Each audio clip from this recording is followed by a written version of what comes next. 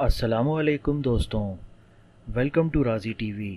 Information اور entertainment کی منفرد دنیا، جہاں ڈھیر ساری کہانیاں، ناولز اور سیاسی اپڈیٹس اور اس کے علاوہ آپ کی پسند کے ٹاپکس پر ویڈیوز پوسٹ کی جاتی ہیں۔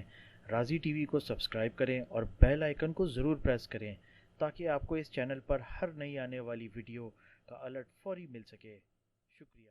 ایک دفعہ کا ذکر ہے کہ ایک شخص رات کی تاریکی میں مسجد کے لیے گھر سے نکلا۔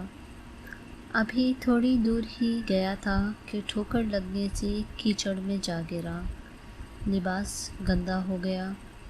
گھر گیا اور نہا دھو کر لباس تبدیل کیا اور پھر گھر سے نکلا، مگر اندھیرے کی وجہ سے دوبارہ ٹھوکر لگی اور کیچڑ میں گر گیا۔ پھر اٹھا، گھر گیا اور دوبارہ لباس تبدیل کر کے گھر سے نکلا تو کیا دیکھتا ہے کہ ایک شخص چراغ لے کر کھڑا ہے۔ اس شخص نے چراغ کی روشنی میں اس نمازی کو مسجد تک پہنچا دیا۔ وہ نمازی جب نماز پڑھ کر مسجد سے نکلا تو وہی شخص باہر چراغ لے کر کھڑا تھا۔ وہ شخص ساتھ ساتھ چلنے لگا تو نمازی نے پوچھا، تم کون ہو؟ اس شخص نے کہا کہ اگر سچ پوچھتے ہو تو میں ابلیس ہوں۔